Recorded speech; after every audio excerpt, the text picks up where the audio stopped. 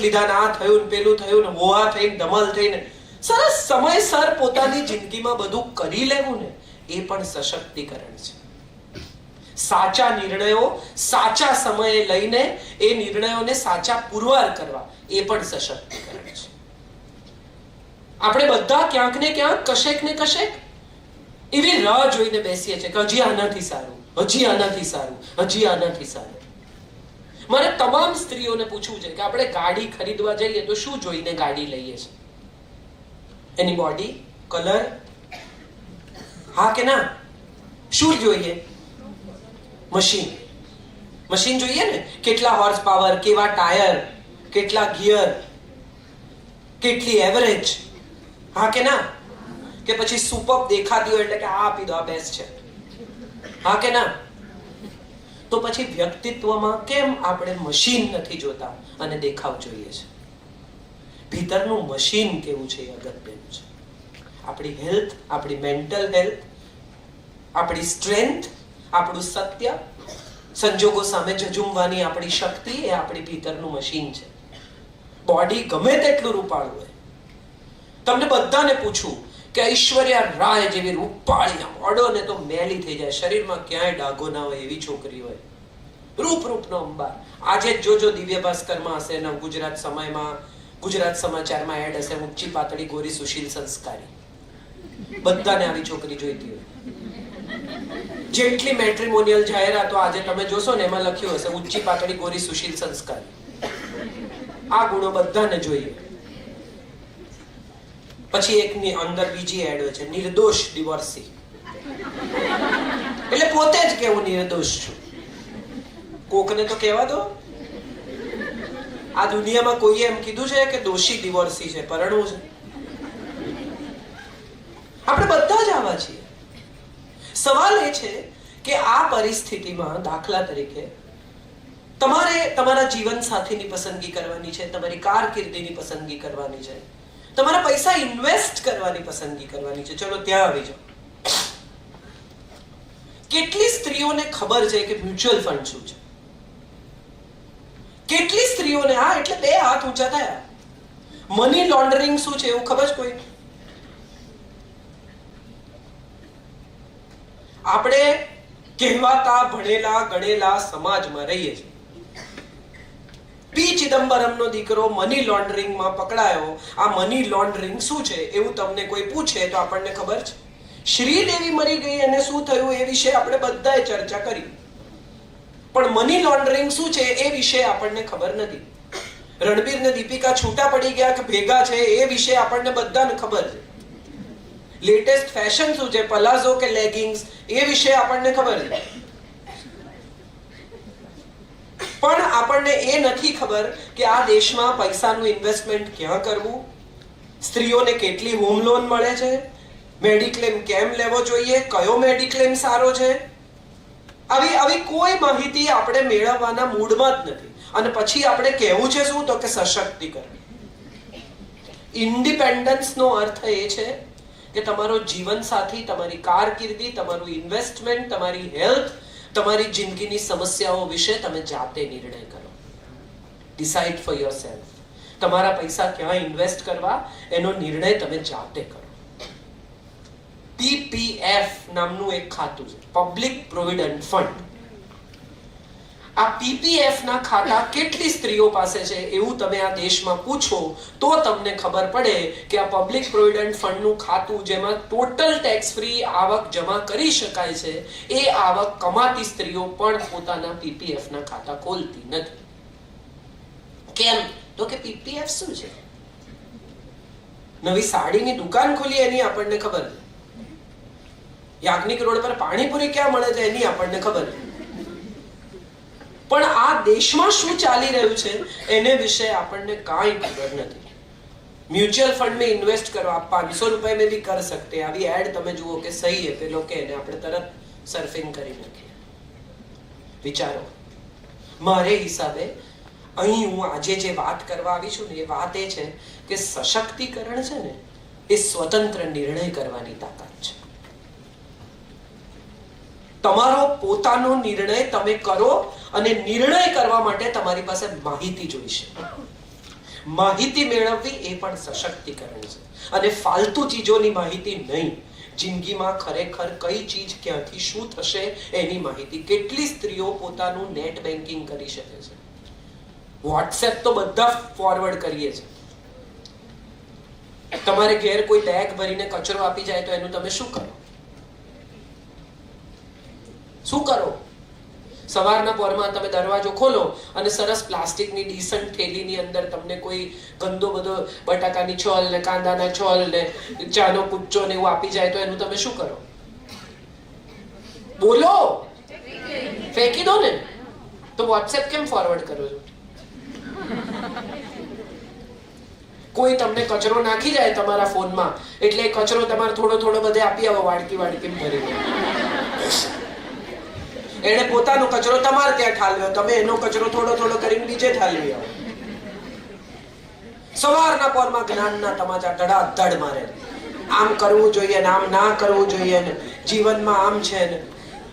હું તો મને બહુ બધા હું વોટ્સએપ વાપરું છું કારણ કે હું ક્યાંય હોઉં, કોઈ લોકેશન શેર કરવા માંગે, કોઈ બીજું કંઈ કરવા માંગે તો મારી પાસે નેટ હોવું જોઈએ. હું એવા લોકોને ફોન કરીને મેસેજ લખીને કહી દઉં છું કે બિનજરૂરી ફોરવર્ડ ન મોકલવા, નમ્ર વિનંતી છે. જરાય એને સારું ખોટું ખરાબ સાચું લાગશે એવો વિચાર કર્યા વગર. શેને માટે આ ફોરવર્ડ્સ તમારે વાંચવા છે? શેને માટે આ ગોસિપનો ભાગ બનવું છે? અને ફાલતુ જેવા જોક્સ એકબીજાને મોકલે, ફાલતુ જેવા વિડીયો એકબીજાને મોકલે, ફાલતુ જેવી ચીજો એમાં કેટલો સમય તમે વ્યતીત કરો છો? ખરેખર તમારી પાસે નેટ હોય તો ગૂગલ ખોલો અને જગતને જાણો. અમિતાભ બચ્ચને હોલીની શુભકામના એની ગ્રેન્ડ ડોટરને આપી, એનો વિડીયો ફરે. અરે શેને માટે? બધા દાદા આપે જ. કોઈ દાદા એવા જોયા છે કે ઉંચકીને છોકરાને હોળીમાં નાખી દે? એમાં શું એને ઉપકાર કર્યો એની ગ્રેન્ડ ડોટરને આશીર્વાદ આપીને? મને સમજાવો. ચાલ, આઈ એમ સિરિયસ અબાઉટ ઇટ કે એને એવું શું કરી નાખ્યું કે જેનો વિડીયો ફરવો જોઈએ? જસ્ટ બીકોઝ એ અમિતાભ બચ્ચન છે એટલે એ બહુ આશીર્વાદનું મહત્વ વધી ગયું? આપણા દાદાજીએ આપણને આશીર્વાદ આપ્યા એનું મહત્વ નથી. એનો વિડીયો ફેરવો ને કે મને પણ મારા દાદાજીએ આશીર્વાદ આપ્યા, એમાં આપણને રસ નથી. સશક્તિકરણનો પહેલો પણ તોય 11-12 ધોરણમાં ને મમ્મી એકદમ હાજર થઈ જાય અને કે મિતુલભાઈને કે જરા મારે તમારી સાથે વાત કરવી છે. ટાઈમસર આવે છે, ભણે છે, ક્લાસમાં ધ્યાન આપે છે. આવી સરપ્રાઈઝ ચેકિંગ કોઈ દાડો કર્યું આપણે? ના. સંતાનનું નથી કરતા, પતિનું કરીએ. ખરેખર કોનો ફોન તપાસવો જોઈએ?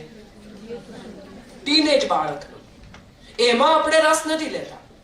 બિચારા 40-45 વર્ષના પતિ કોકની સાથે વોટ્સએપ પર વાત કરતા હોય તો આપણા સિંગડા નીકળી આવે. કોણ છે? શું છે? શું કરશે? ભાગી જશે. વાત કરશે રાતે 2-4. કરવા દો ને ભાઈ. તમને તમારી જાતમાં વિશ્વાસ નથી ને એટલે અસલામતી આવે છે. મને મારામાં શ્રદ્ધા હોય ને, હું તો ઘણીવાર મજાક કરું છું. સંજય ફોટોગ્રાફર છે, મારા હસબન્ડ, અને બહુ છોકરીઓના ફોટા રોજ પોર્ટફોલિયો કરે. સુંદર છોકરીઓ, જુવાન છોકરીઓ, બધી જે ફિલ્મ એક્ટ્રેસ બનવા માંગતી હોય, મોડલ બનવા માંગતી હોય, કોઈ પ્રોડક્ટની મોડલિંગ કરતા હોય તો છોકરીઓ બધી રોજ એને મળે. તો મને ઘણા લોકો પૂછે છે કે તમને એવું ના થાય જુવાન છોકરીઓ સાથે બહારગામ જાય ફોટા પાડે ને? ત્યારે હું હંમેશા કહું કે જેને લઈ જવો એને અઠવાડિયું રાખે, પાછો આપી જશે ને મને પગે લાગશે. તમે નાચી શકો. એટલો વિશ્વાસ નથી તમને તમારી જાતમાં યાર. સશક્તિકરણ એટલે સ્વયંમાં શ્રદ્ધા. બીજા ઉપાડી જશે એવી શ્રદ્ધા નહીં, હું રાખી શકીશ એવી શ્રદ્ધા. મોટા ભાગના લોકોને શ્રદ્ધા શું છે કે જો સહેજ તક મળી ને તો બીજા લઈ જશે. અરે એ શ્રદ્ધા ન કહેવાય, એને અસલામતી કહેવાય. હું કેટલી બધી સ્ત્રીઓને એવું કહું છું કે ખરેખર જો કોઈનામાં રસ લેતા હોય ને તો 2-4 દાડા લઈ જોવા દો. એને પોતાને જ સમજણ પડી જશે કે આમાં ક્યાંય કશું છે નહીં, ઘેર જમવા ગરમ રોટલી ભાખરી આવું જ પડે. આ શ્રદ્ધા સાથે જીવવું એ સશક્તિકરણ છે. પોતાના સંબંધમાં શ્રદ્ધા, પોતાના ઇન્વેસ્ટમેન્ટમાં શ્રદ્ધા, પોતાના સ્નેહમાં શ્રદ્ધા, પોતાના સમર્પણમાં શ્રદ્ધા. આપણે બધા ક્યાંક ને ક્યાંક કશેક ને કશેક એકબીજાને અસલામત કરવાનું કામ કરીએ છીએ. સ્ત્રીઓ કીટી પાર્ટીમાં ભેગી થાય ને તો વાત શું કરે ખબર છે? બેન, કોઈના ધણી રામ નથી. હા, તે નથી જ, પણ રાવણ છે એવું ક્યાં લખ્યું છે? રામ નથી, ચાલો નથી, પણ રાવણ છે એવું નથી. બધા કઈ નહીં ઉપાડી લાવે. શાંતિ રાખો, તમારા સંબંધમાં શ્રદ્ધા રાખો. નાવા ધોવા જાય ને તો બધા 4 કોડ ટ્રાય કરી જુએ કે ખુલે ને ફોન. શેને માટે? અશ્રદ્ધા એ અસલામતીનું પહેલું પગલું છે.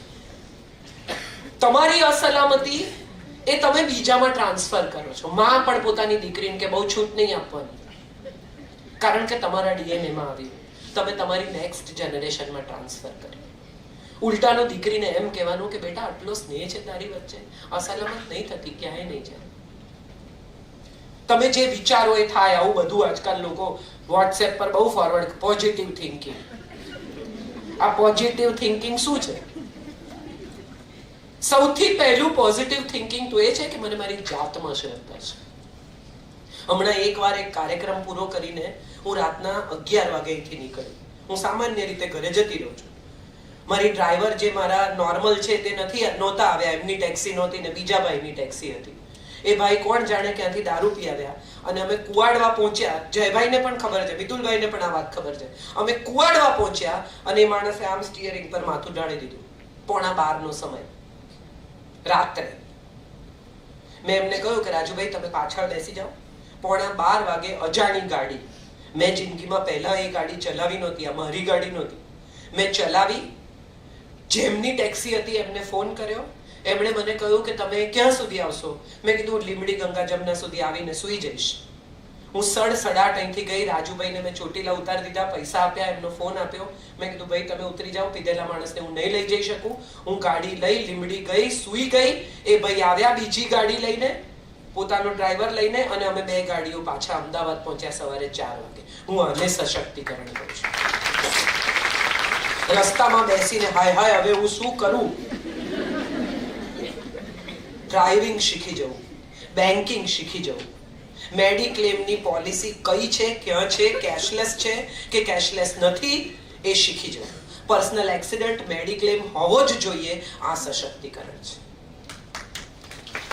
લિપસ્ટિક કઈ વાપરવી ને રેવલોનના મસ્કરા સારા આવે છે, ખરાબ આવે છે, અને ફેર એન્ડ લવલી કામનું છે કે BB 24/7 કામનું છે, કાંઈ કામનું નથી. છેલ્લે તમને જો કંઈ કામમાં આવશે તો તમારી મેડિકેલ પોલિસી કામમાં આવશે, તમારું નેટ બેન્કિંગ કામમાં આવશે, તમને પેટીએમ વાપરતા આવડે છે કે નહીં એ કામમાં આવશે, તમને ડેબિટ કાર્ડ કેવી રીતે વાપરવું એ કામમાં આવશે. આ વસ્તુઓ શીખો. રેસીપી નહીં ફોરવર્ડ કરો ને તો આખી જિંદગી ભાખરી શાક ખાઈ શકાશે. એનાથી વધારે કઈ ફલાફલ ઘેર બનાવવાનું કોઈ કારણ જ નથી. આખા વર્ષમાં 2 વાર ફલાફલ ખાવા અને ઘેર બનાવવાની કડાકૂટ કરવી ના. બહાર જઈને ખાઈ આવો. ચાઇનીઝ બનાવે, ઝીણું ઝીણું સમારે હવારથી મંડે, હાંજ પડે કે હું તો ચાઇનીઝ ઘરે જ બનાવું છું. ના બનાવો. કોઈ તમને કહેતું નથી કે બનાવો. બટન ટાંકતા આવડે છે એ શીખો. આ અગત્યનું છે.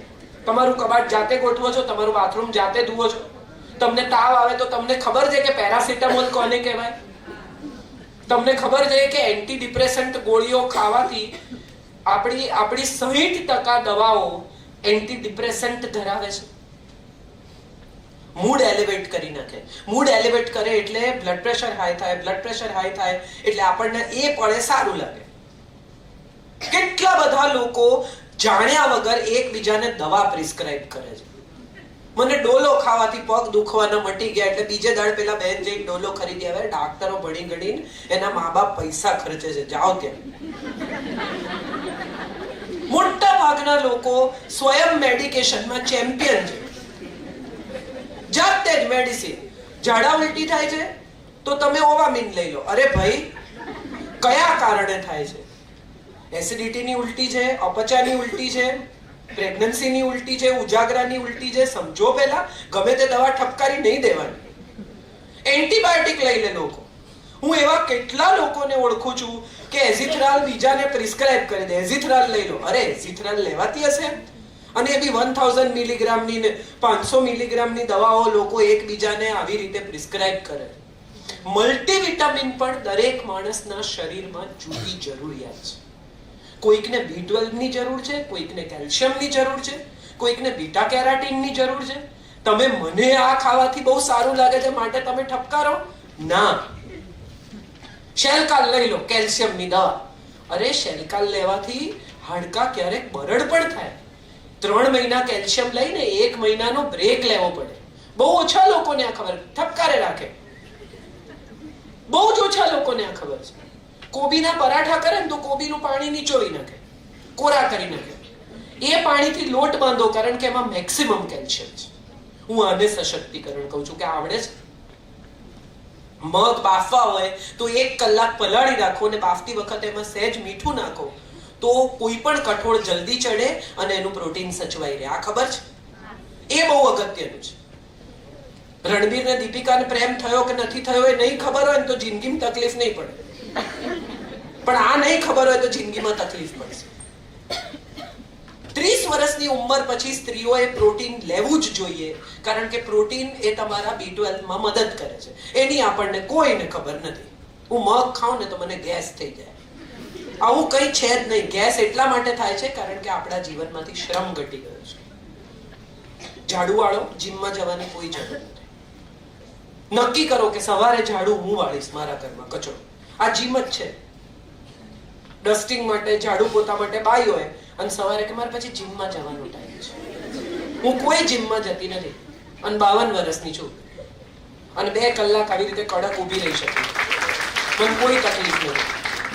8 સીડી ચડી જાઉં, 3 માળ ચડું ત્યાં સુધી જ નથી આવતી, 4થા માળે આપું છું. આ હું માનું છું આપણા બધાની જિંદગીના મહત્વના સશક્તિકરણના મુદ્દાઓ છે, જેને વિશે આપણે ક્યારેય વિચાર્યું નથી. આપણે બધા અનસુયા અને લક્ષ્મીનો દેશ છે, અનસુયા બધા ગયા ભાઈ, ઇતિહાસમાં રહી ગયા. એ બધા કલ્પના ચાવલા, તમે જવાના જો કોઈ આમાંથી એરોસ્પેસમાં, તો તમારું સશક્તિકરણ શું છે એને વિશે વાત કરો. આ દેશે ઇન્દિરા ગાંધીને જન્મ આપ્યો છે, કલ્પના ચાવલાને જન્મ આપ્યો છે, સાનિયા મિર્ઝાને, ભાઈ બધા આપ્યો છે, તો એનું શું છે? જહાં દાલ દાલ પર સોને કી ચિડિયા કરતી હે નહીં થી, કરતી થી બસેરા. આજે શું? 2 વ્હીલર ચલાવતી સ્ત્રીઓ પાસે બધા પાસે લાયસન્સ છે? નથી તો જાઓ લાયસન્સની લાઈનમાં ઉભા રહો, જાતે લાયસન્સ કરાવો. હું એને સશક્તિકરણ કહું છું. ફોર્મ ભરતા શીખો. વિઝાનું ફોર્મ ભરતા કેટલા લોકોને આવડે? કોઈને નથી આવડતું. કેમ? એજન્ટ છે ને ભરશે. આપણે બધા જ આવા છીએ. હું હમણાં લાયસન્સ કરાવવા ગઈ, બહુ મજાની વાત છે. આ તો ખરેખર સાંભળવા જેવી વાત છે અમીબેન. મારો પાસપોર્ટ છે એ કાજલ ઓઝા વૈદ્યના નામનો છે. Kajal Ojha, AKA, also known as Vaidya. આવો મારું લીગલ ડોક્યુમેન્ટ છે. મેં છાપામાં એડ આપી, પછી એફિડેવિટ કર્યું અને મારો પાસપોર્ટ કાજલ ઓઝા વૈદ્ય, હું 2 સરનેમ લખું છું, બરાબર. પછી મેં મારી પ્રોપર્ટી ખરીદી તો પ્રોપર્ટીમાં પણ મારું નામ કાજલ ઓઝા વૈદ્ય છે. મારું આધાર કાર્ડ પણ કાજલ ઓઝા વૈદ્યના નામનું છે. થઈ શકે છે, બરાબર. આ બધું પૂરું થયું પછી હું લાયસન્સ કરાવવા ગઈ, રિન્યુ કરાવવા. એટલે કાજલ ઓઝાના નામનું લાયસન્સ હતું, કારણ કે મેં તો 22 વર્ષે કરાવેલું, પછી 20 વર્ષ થયા, લાયસન્સ પૂરું થયું, ટેસ્ટ આપ્યો, બધું પરફેક્ટ, કોઈ પ્રોબ્લેમ નહીં. આઈસાઇટ મને હજી ત્યાં સુધી દેખાય છે, કોઈ સવાલ નહીં, બધું પૂરું થયું. પછી પેલા બેન પાસે હું ગઈ, એટલે આમ મારા હાથમાં ફોર્મ જોઈને કે 2 સરનેમ ના લખાય. તો બેન, મારો પાસપોર્ટ લીગલ નેશનલ ડોક્યુમેન્ટ 2 સરનેમનું છે, પણ કે અમને નથી એવી રજા.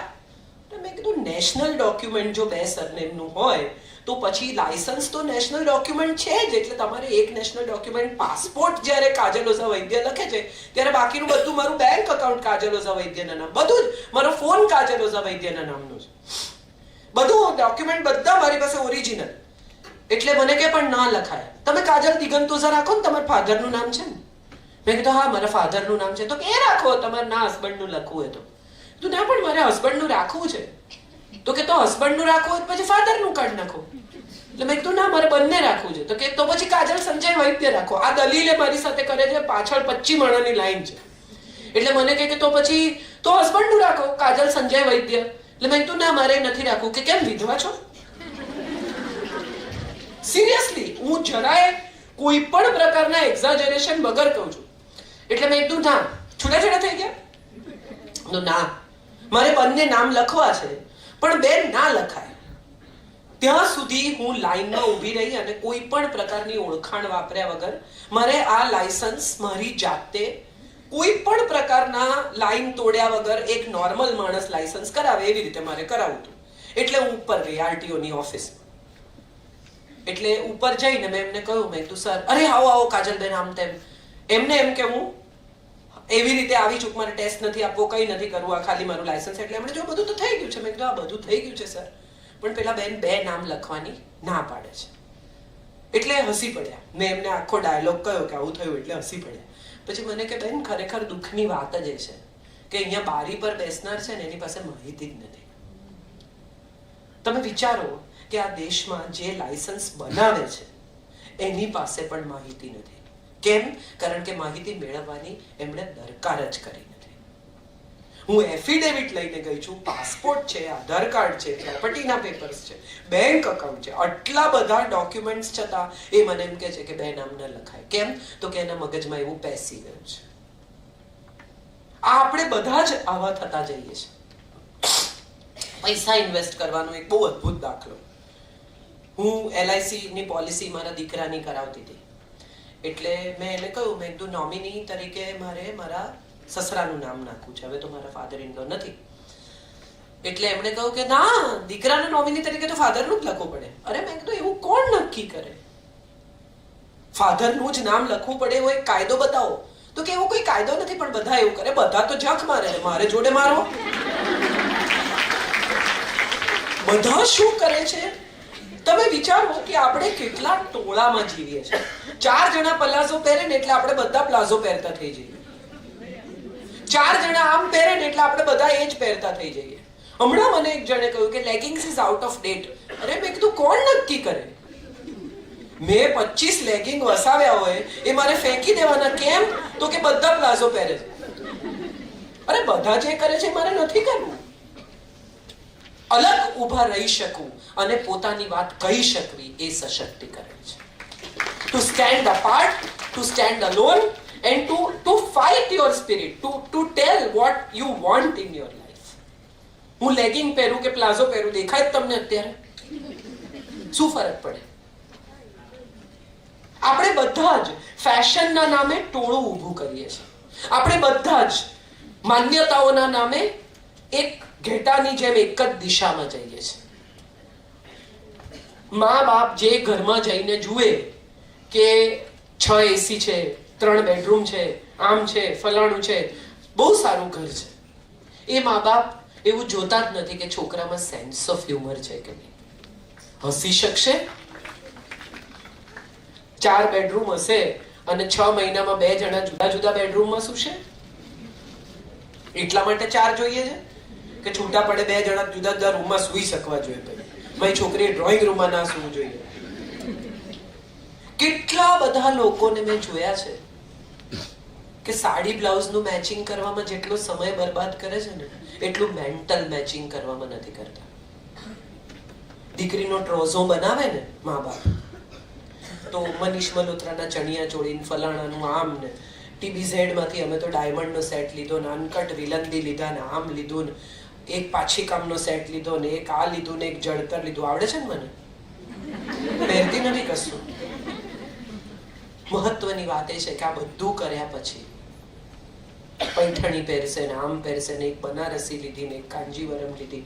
આ બધું કર્યા પછી જો 2 જણા એકબીજાનો હાથ પકડીને સાથે નહીં ચાલી શકે ને તો આ બધું કબાટમાં રહી જશે. તમને સજવાની એ મજા નહીં આવે.